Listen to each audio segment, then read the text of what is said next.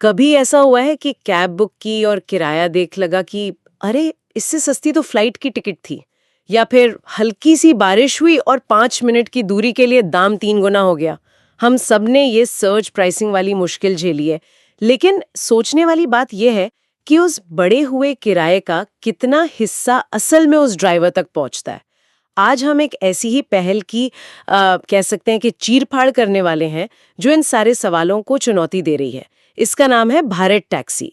हमारे पास the Bharat taxi cooperative model नाम का एक दस्तावेज है, और आज हम इसी के जरिए ये समझने की कोशिश करेंगे कि क्या ये वाकई में कुछ नया है। ये एक तरह से डेविड बनाम गोलियात की कहानी लगती है ना? एक तरफ ओला और उबर जैसी अरबों डॉलर की कंपनियां, और दूसरी तरफ ड्राइवरों की एक सहकारी समिति। सवाल बस यही है कि क्या एकजुटता और एक अच्छा आइडिया टेक्नोलॉजी और बड़े बजट को मात दे सकता है। चलिए इसे खोलकर देखते हैं कि इसके अंदर आखिर है क्या। तो सबसे पहले ये भारत टैक्सी आखिर है क्या भला?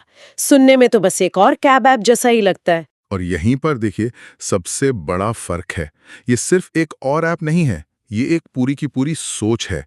ये भारत का पहला सहकारी मतलब कोऑपरेटिव मॉडल पर आधारित राइड हेलिंग प्लेटफॉर्म है। Cooperative model. हाँ, आसान भाषा में कहूँ तो ये एक ऐसी टैक्सी सर्विस है जिसके मालिक ड्राइवर खुद हैं, कोई बड़ी कंपनी नहीं।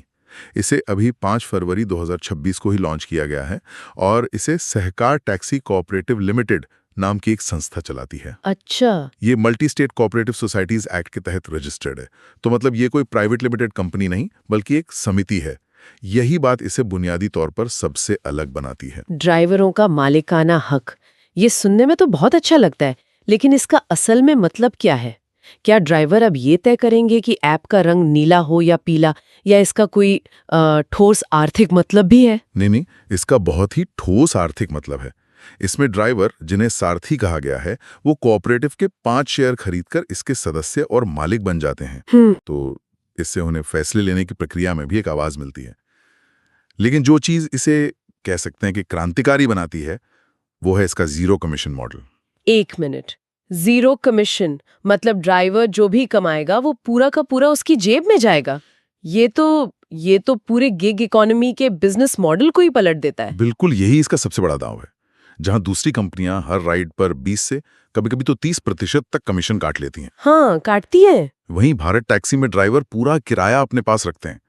भविष्य में उन्हें सिर्फ एक मामूली सा रोज का शुल्क देना होगा, करीब 25 से 30 रुपए के आसपास। सिर्फ 25-30 रुपए? हाँ, जरा सोचिए, इसका मतलब यह है कि अब तक ड्राइवर कंपनी के लिए काम करते थे, अब कंपनी ड्राइवरों के लिए काम करेगी।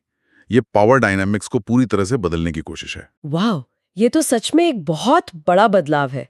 मैं उस ड्राइवर के बारे में सोच रही हूँ जो दिन में मान लीजिए 2000 रुपए कमाता था और 500 रुपए कमीशन में दे देता था। अब वो 500 रुपए सीधे उसके घर जाएंगे। लेकिन मेरे मन में एक शक उठ रहा है, अगर ड्राइवरों का इतना फायदा हो रहा है तो इसका बोझ कहीं ग्राहक पर तो नहीं पड़ेगा? मतलब हमारे लिए किराए बढ़ जाएंगे? बिल्कुल सही सवाल है, और यही सवाल मैंने भी पूछा था जब मैंने इसके बारे में पढ़ा। लेकिन दिलचस्प बात यह है कि यह मॉडल दोनों के लिए फायदेमंद होने का दावा करता है।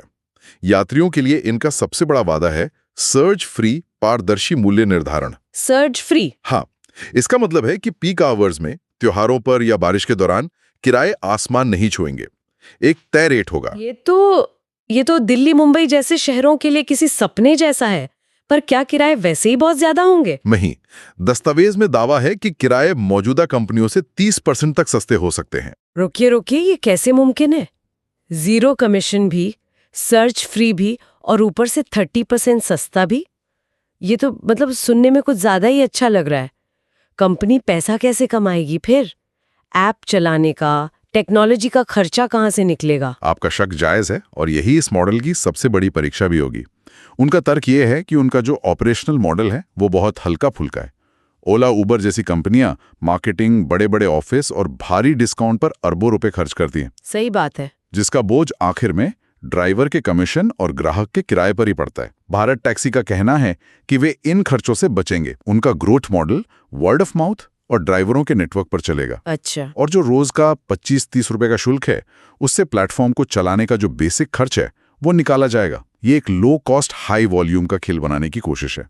लेकिन हाँ, ये कितना टिकाऊ है ये तो वक्त ही बताएगा। ये सिर्फ पैसों के बारे में ही है क्योंकि गिग इकोनॉमी की आलोचना सिर्फ कम कमाई को लेकर तो नहीं होती, ड्राइवरों के साथ होने वाले बर्ताव और सामाजिक सुरक्षा की कमी को लेकर भी तो होती है। और उस मोर्चे पर भी ये मॉडल कुछ ठोस कदम उठाने का वादा करता है। यह सिर्फ पैसे की बात नहीं है, ये ड्राइवरों के सम्मान और कल्याण से भी जुड़ा है।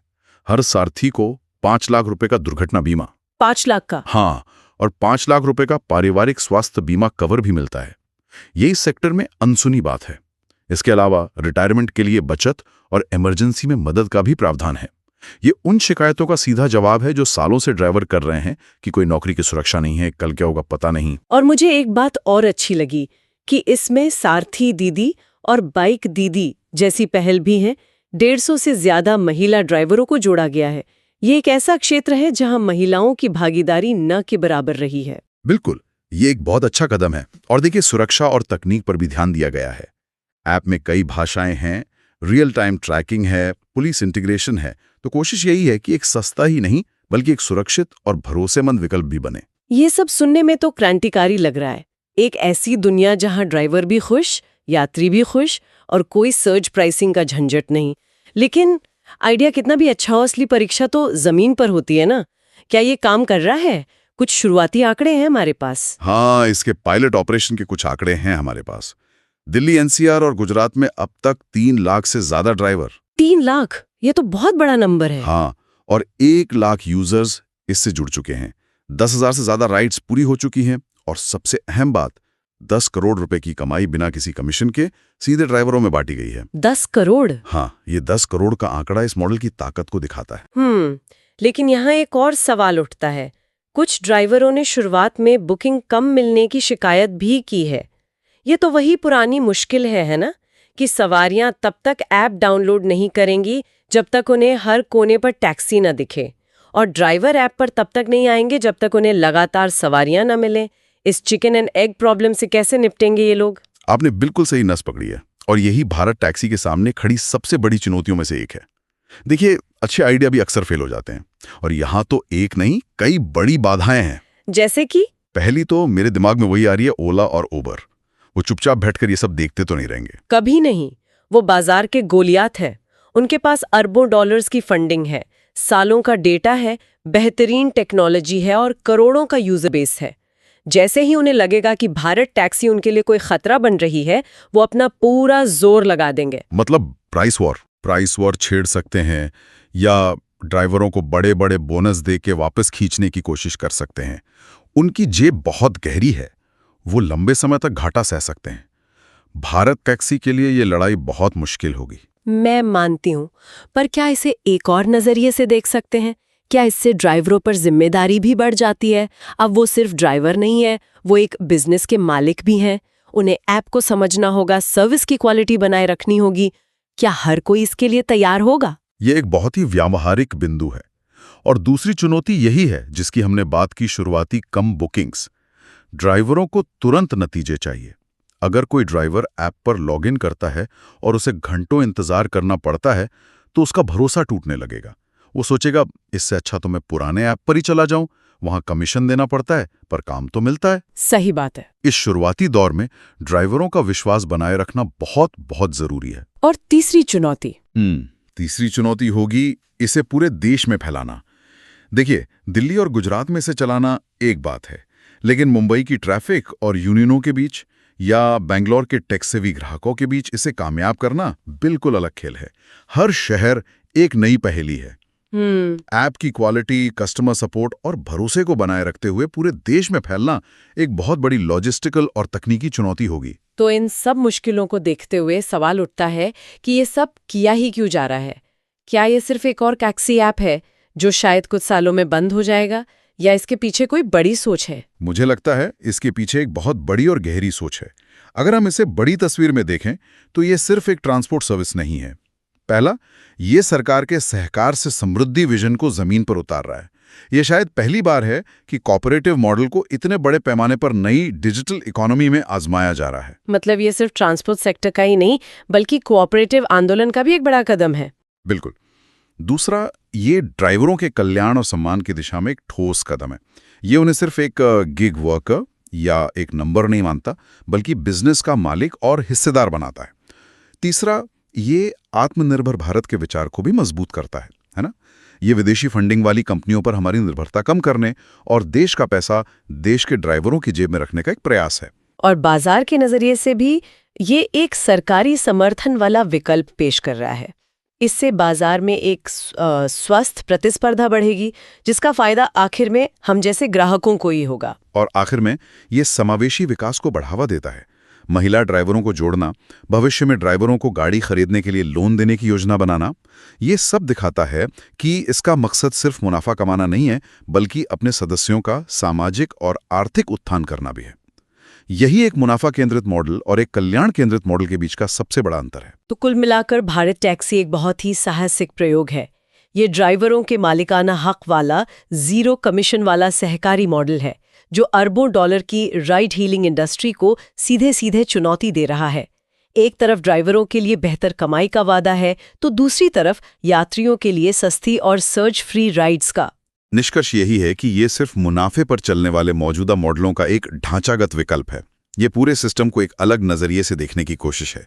हाँ, इसके सामने प्रतिस्पर्धा, विस्तार और भरोसे की बड़ी चट्टान जैसी चुनौतियां हैं, लेकिन इसका जो मूल विचार है वो भारत के परिवहन और सहकारिता क्षेत्र में एक महत्वपूर्ण नवाचार है। इसकी सफलता या असफलता दोनों ही भविष्य के लिए एक बड़ा सबक होंगी। यहाँ एक बात तो साफ है कि इस पहल को सरकार का मजबूत समर्थन मिला हुआ है। और यहीं पर मेरे मन में आखिरी और शायद सबसे बड़ा सवाल उठता है, क्या एक सहकारी सरकारी समर्थन वाला मॉडल लंबी अवधि में निजी टेक कंपनियों की फुर्ती, उनकी आक्रामक मार्केटिंग और उनके भारी भरकम बजट का मुकाबला कर सकता है, या इसे जिंदा रहने और फलने फूलने के लिए हमेशा सरकारी सहारे की बैसाखी की जरूरत पड़ेगी? भविष्य की प्लेटफॉर्म इकोनॉमी में सामाजिक कल्याण और बाजार की क्रूर प्रतिस्पर्धा के बीच ये संतुलन कैसा दिखेगा, ये सोचना वाकई दिलचस्प है।